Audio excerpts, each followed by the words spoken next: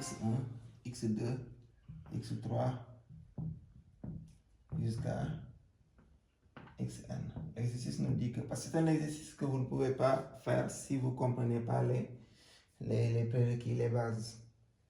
yi, donc y1, y2, y3 jusqu'à yn. La première propriété, elle nous dit que les xi sont plus petits que les yi, donc inférieur ou égal, inférieur ou égal, inférieur ou égal, inférieur ou égal. Si on s'arrêtait là, on allait pouvoir dire que somme des xi est plus petit que somme des yi. Donc on aurait somme des xi inférieur ou égal à somme des yi allant de 1 bien sûr jusqu'à n. Et ce serait exactement l'exercice, la première question de l'exercice 1. Mais on ne s'en est pas arrêté là. On a ajouté une autre propriété qui dit que parmi les i, c'est-à-dire parmi les i, donc entre 1 jusqu'à n, il y a une valeur pour laquelle cette inégalité-là n'est pas large, elle est stricte. Voilà, c'est ça que l'exercice a dit. L'exercice a dit que parmi les i, il y a un i0 pour lequel l'inégalité est stricte. Donc ça gâte tout. Donc parmi les i, donc ça peut être le 2, comme ça peut être le 3, comme ça peut être le i4 jusqu'à izen. En tout cas, c'est i0. On l'a appelé i0. Donc, on sait qu'il y a un parmi lesquels l'inégalité sera stricte. Et donc, si on ajoute cette clause, on pourra enlever cette largeté, cette inégalité large-là, et dire que donc somme des xi est strictement plus petit que somme des yi. Donc, les xi sont plus petits que les yi, mais parmi les i, il y a un particulier. Il existe un i0, c'est-à-dire parmi les i, pour lequel l'inégalité est stricte. Et donc, montrer que la somme est strictement inférieure à la somme des y. Donc, voici ce que l'exercice dit. Si vous le comprenez comme ça, le tour est joué. Alors, on va bien sûr, comme d'habitude, commencer par le premier rang.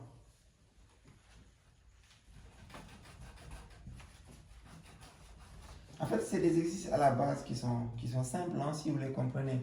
Mais si vous ne comprenez pas, vous allez morfler.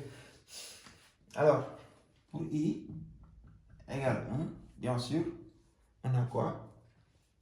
L'ensemble des x, c'est x1 seulement. Et l'ensemble des y, c'est y1 seulement. Parce que n égale 1, c'est n. Hein? La récurrence concerne n. Donc, parmi ces deux ensembles, cette propriété est vraie. Donc, on dit que x1 est plus petit que y1. Mais l'autre aussi doit être vrai. C'est-à-dire que donc, parmi les i, donc i allant de 1 jusqu'à n, parmi les i, il y a combien de i? Il y a un seul. Donc, elle doit vérifier la deuxième propriété, y1. Donc, les deux combinés, c'est-à-dire la première et la deuxième, les deux combinés nous permettent de dire seulement que x1 est strictement plus petit que y1. Mais x1 c'est quoi? x1 c'est la somme. x1 ça peut être vu parce que la somme des xi c'est x1 et la somme des yi c'est y1. Donc la somme des xi est plus petite strictement que la somme des y1 parce qu'on a combiné les deux propriétés et obtenir ça parce que entre une égalité large et une inégalité stricte, s'ils sont combinés, c'est l'inégalité stricte qui l'emporte. Alors, donc la propriété est vraie au rang n égale 1. On passe aux autres rangs. D'habitude, à partir du deuxième rang, c'est là où on rencontre des difficultés d'habitude. Donc, n, là c'est vrai, hein, égale 2. Dans ce cas, l'ensemble des x est constitué de x1 et de x2. L'ensemble des y est constitué de y1 et de y2. Alors, pour que la première propriété soit vraie et la deuxième soit vraie, donc on dit que les xi sont déjà plus petits que les yi, mais cette inégalité est stricte quelque part. Donc, soit x1 est inférieur ou égal à y1 et x2 strictement plus petit que y2, ou bien x1 strictement plus petit que y1 et x2 strictement plus inférieur ou égal à y2. Dans tous les deux cas, nous, qu'est-ce qu'on doit démontrer? Voici donc ce que veut dire les deux propriétés. Parce que les xi, c'est x1, x2, et les yi, c'est y1 et y2. La première propriété nous dit que les xi sont plus petits que les yi. Mais la deuxième propriété nous dit qu'il existe au moins un i pour lequel l'inégalité est stricte. Donc, ce i pour lequel l'inégalité est stricte, ça peut être le 1, donc c'est le cas là, ou bien ça peut être le 2, donc c'est le cas là. Maintenant, nous, on doit démontrer démontrons que bien sûr, somme des xi, i allant de 1 jusqu'à n, donc jusqu'à 2, est strictement plus petit que somme des yi, bon, yi, i allant de 1 jusqu'à 2. Autrement dit, ce qu'on doit démontrer, c'est que x1 plus x2 est plus petit que y1 plus y2. Et ceci doit être démontré dans tous ces deux cas qu'on a là. Alors, je vais faire une pierre deux coups. Je vais démontrer ça de manière générale. Bien sûr, vous pouvez être tenté de dire que donc il faut faire somme membre par membre. Et entre inégalité stricte et inégalité large, c'est l'inégalité stricte qui l'emporte en addition, bien sûr.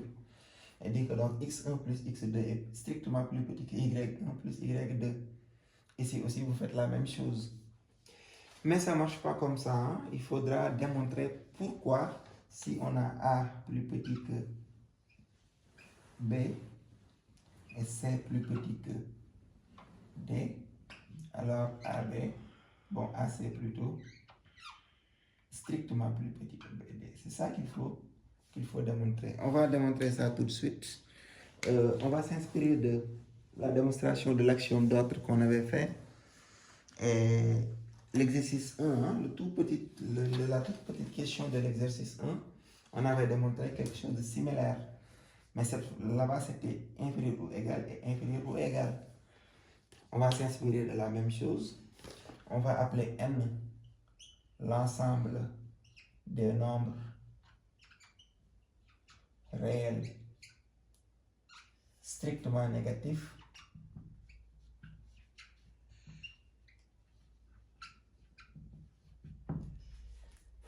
l'ensemble des nombres réels strictly négatifs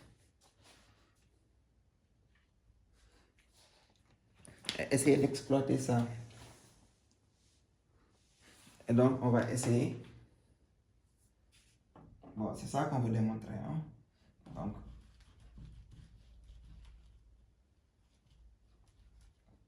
on va prendre ça comme un système et essayer de voir petit à petit.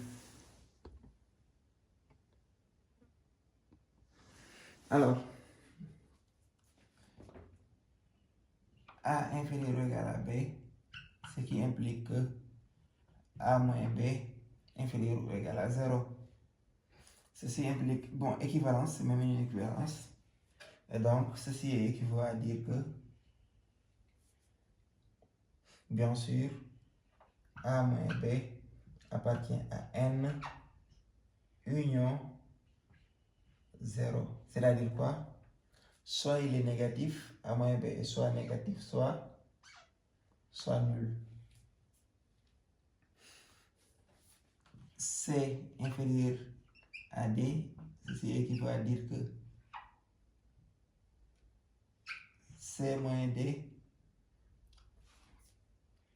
inférieur strictement à donc 0, ce qui équivaut à dire que C moins D est dans l'ensemble des nombres négatifs. Alors ici, il y a deux cas. Ça signifie N ou 0. Donc A moins B peut être dans N et C moins D dans N. Alors, je vous ai dit l'autre fois que N était un ensemble stable, autrement dit, stable par addition. Donc, la somme de deux nombres négatifs donne un nombre négatif. Donc, A moins B plus C moins D appartient à N. Ça, c'est la première possibilité, c'est-à-dire A moins B est dans N et C moins D est dans N. La deuxième possibilité, c'est qu'on a A, bon, on a ici, si A moins B égale 0, ça peut être nul, et C moins D appartient à N. Qu'est-ce qu'on peut dire? Bien sûr, on peut dire que vaut A moins B plus C moins D? A moins B vaut 0. Et 0 est l'élément neutre de l'addition. Donc, il va rester donc C moins D qui est bien dans N. Donc, appartient à N. Donc, dans tous les deux cas possibles, voici les deux cas possibles.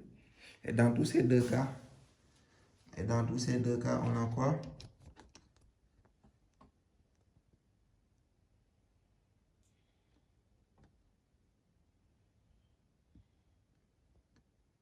Et dans tous ces deux cas, on a bien la somme qui est dans N.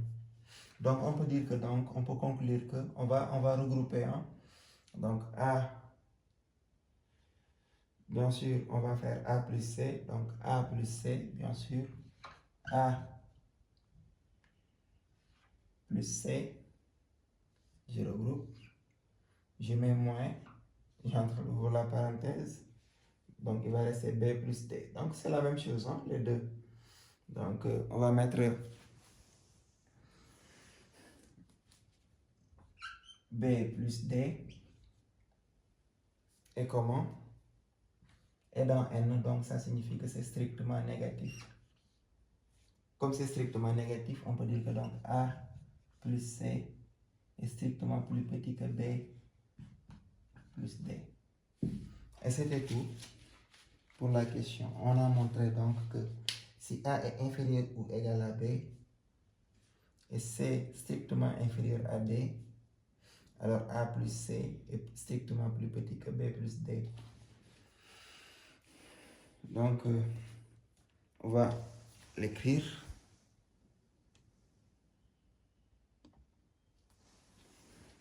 Maintenant, on a le droit de l'écrire. A plus C est strictement plus petit que B plus D.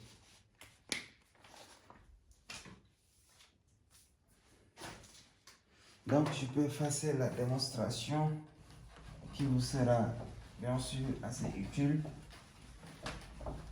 De grâce, encore une fois, révisez toutes ces démonstrations-là. Et essayez même de faire les démonstrations. En fait, un des professeurs de l'UADB m'a une fois dit que pour être un bon mathématicien, il faut essayer de tout démontrer. Même les choses qui paraissent très évidentes et très triviales, il faut essayer de les démontrer parce que ça nous permet d'avoir de la créativité quand on est dans des ensembles inconnus.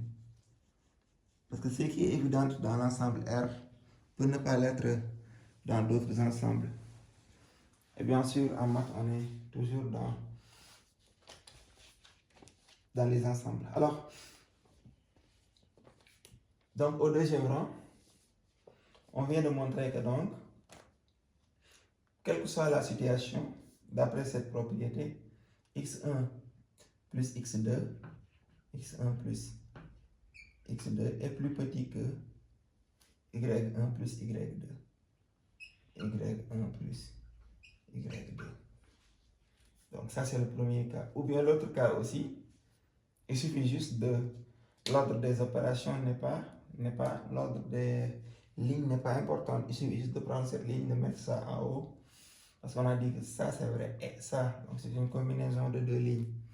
Donc vous verrez que donc pas besoin de mettre que on aura toujours x1 plus x2 strictement plus petit que y1 plus y2. Ce qui veut dire que donc la somme des i allant de 1 jusqu'à 2xi est strictement plus petit que la somme des i allant de 1 jusqu'à 2yi. Donc c'était tout pour cette partie, pour i, bien sûr, pour n égale 2.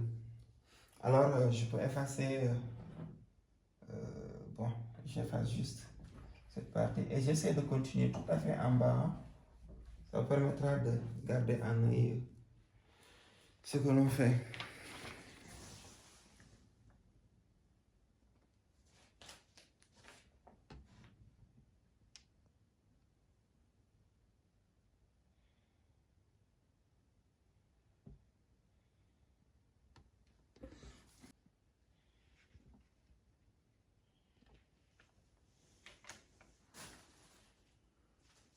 Alors, pour la suite, on a démontré au premier rang et au deuxième rang. On va supposer maintenant que la propriété est vraie au rang K. C'est-à-dire que on réécrit la propriété, mais cette fois-ci, on va s'arrêter au rang K. Donc, quel que soit i allant de 1 jusqu'à K, xi plus petit que yi, et qu'il existe un i0 appartenant à 1 jusqu'à K, tel que xi0 est strictement plus petit que yi0. Alors, somme des i allant de 1 jusqu'à kxi est plus petit strictement que somme des i allant de 1 jusqu'à k de yi. C'est ça qui est supposé vrai. On va démontrer maintenant que ce sera vrai au rang k plus 1. C'est-à-dire, quel que soit i allant de 1 jusqu'à k plus 1, xi strictement plus petit que yi, et qu'il existe un i0 dans l'ensemble 1 jusqu'à k plus 1, tel que xi0, non, ici c'est pas xi0, c'est i0, tel que xi0 est strictement plus petit que yi0, alors somme des i allant de 1 jusqu'à k plus 1, xi0 est strictement plus petit que yi0. Ici, il y a deux cas. Donc, on part du principe que, bon, inférieur ou égal à, les x sont plus petits que les y. Et il existe au moins un i pour lequel le xi est plus petit strictement que le yi. Ce i-là est appelé i0. Alors, ici, le i0 est dans l'ensemble 1, 2, 3 jusqu'à k plus 1. Jusqu'à k plus 1.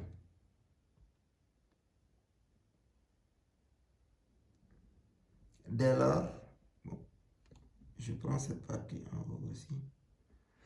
Dès lors, il y a deux situations qui se posent. Donc, si le i0 est différent de k plus 1, ceci veut dire quoi? Alors, i0 appartient à l'intervalle 1, 2, jusqu'à k. Ça, c'est la première situation. Et cette première situation nous mène directement vers ce qu'on a supposé vrai.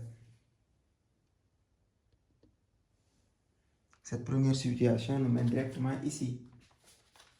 I0 est dans l'ensemble 1, 2 jusqu'à k, tel que xi0 est strictement plus petit que xi0, donc est plus petit que yi0. Et cette chose qui est toujours vraie vu que quel que soit i allant de 1 jusqu'à k plus 1, xi est plus petit que yi. Donc, cette situation nous mène directement vers celle-ci, d'où somme des i allant de 1 jusqu'à k, xi strictement plus petit que somme des i allant de 1 jusqu'à k, yi, d'après ce qu'on a supposé. Maintenant, si maintenant le i0 égale à k plus 1, ceci veut dire quoi?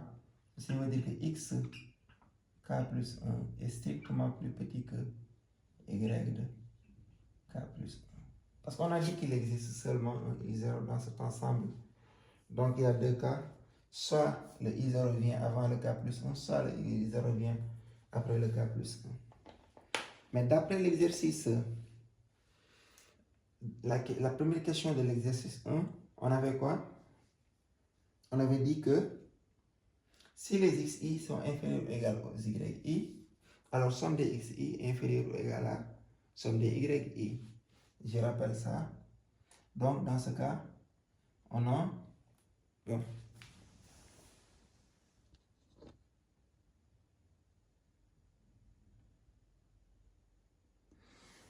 Alors dans ce cas, qu'est-ce qu'on a ici? On a i, quel que soit i appartenant à l'intervalle 1, 2.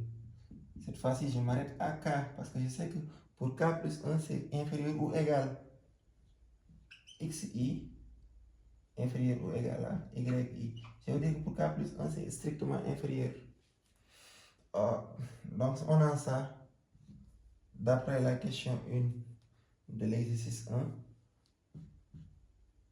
On a donc somme des i allant de 1 jusqu'à k xi inférieur ou égal à la somme des i allant de 1 jusqu'à k yi. C'est une infériorité ou égale parce que cette fois-ci, on n'a pas un xi0, on n'a pas un xi0 qui est strictement inférieur. Mais ce qu'on a, c'est quoi? Ce qu'on a, c'est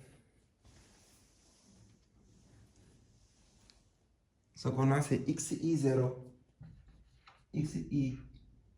xk plus 1 plutôt, inférieur ou égal à y k plus 1. Parce qu'on a dit que i0, on est dans la situation où i0 égale à k plus 1. Alors, qu'est-ce qu'on va faire ici? On va sommer membre à membre parce qu'on a dit que si A est plus petit que B et C est plus petit que D, alors A plus B inférieur à C plus D. Ça aussi, c'est l'exercice 1, question 1 qui a mené vers ce résultat. Et si on fait cette somme, donc on va sommer les xi allant de 1 jusqu'à k. Et on additionne encore k plus 1. Ça donne combien? Ça donne i allant de 1 jusqu'à k plus 1.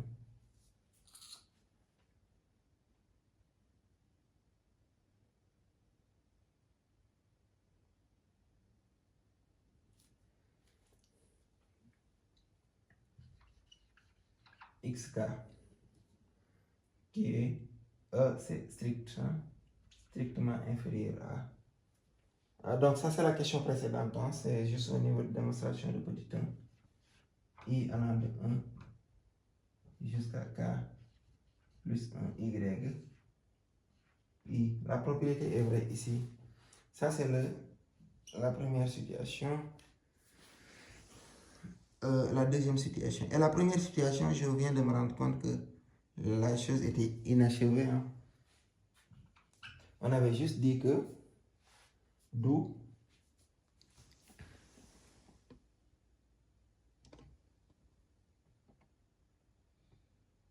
voilà, on continue. On avait juste dit d'où i allant de 1 jusqu'à k xi est strictement plus petit que somme des i allant de 1 jusqu'à k yi. Alors, pour le xk plus 1, on va ajouter inférieur ou égal à yk plus 1, parce que cette situation, elle est vraie. Et donc, si on fait la somme, on va obtenir quoi? On va obtenir donc somme des i allant de 1 jusqu'à k plus 1, xi plus petit que somme des i allant de 1 jusqu'à k plus 1, yi. C'est ce qu'il fallait donc démontrer. Je reviens un peu sur ça. On a supposé que la propriété O est vraie jusqu'au rang K. Et on va démontrer qu'elle sera vraie au rang K plus 1. Donc c'est ça qu'on doit démontrer en supposant que cette condition, ces deux conditions de base sont déjà présentes.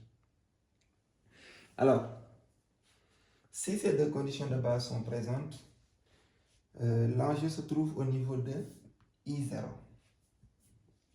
Est-ce que I0 vient avant K plus 1? Si elle vient avant K plus 1, c'est-à-dire que I0 différent de K plus 1, donc le I0 est venu bien avant, ce qui veut dire que donc I0 est dans l'intervalle 1, 2 jusqu'à K. Et le I0 désigne quoi? Désigne le rang auquel xi est strictement plus petit que yi. Donc, on avait supposé la propriété vraie au rang K. Donc, on peut conclure directement, donner directement la conclusion de la propriété au rang K. Donc, cette inégalité stricte-là. Mais, bien sûr, ici, pour i allant de 1 jusqu'à k plus 1, xi est plus petit que yi. Ceci nous permet de dire donc xk plus 1 est plus petit que yk plus 1. Donc, c'est ce qu'on a reporté ici. Et maintenant, on va faire la somme membre par membre. On vient de démontrer que si A inférieur à B et C inférieur à D et que l'infériorité entre A et B est stricte, alors il en résulte que la somme A plus C est strictement, la somme A plus C, c'est ça, hein? Vous pouvez revoir les autres exercices pour voir, est strictement plus petit que la somme, disons, C plus D. Alors ça c'était ici, I0 vient avant le K plus 1. Maintenant si le I0 vient après le K, donc c'est-à-dire I0 égale K plus 1, dans ce cas, x de K plus 1 est strictement plus petit que y de K plus 1. Donc la propriété supposée vraie ne s'applique pas. On va juste ramener les choses au niveau de l'exercice en question 1 et on verra que la somme des i allant de 1 jusqu'à kx est inférieure ou égale à y, somme des i allant de 1 jusqu'à ky. C'est tout ce qu'on aura jusqu'au niveau du rang K. Et maintenant, qu'est-ce qu'on va faire? Comme maintenant I0 égale K plus 1, donc xk plus 1 est strictement plus petit que yk plus 1, et somme membre à membre donne cette inégalité que vous avez. Donc dans tous les deux cas possibles, on a toujours le résultat que vous voyez là. C'était tout pour cette vidéo. Merci et à la prochaine.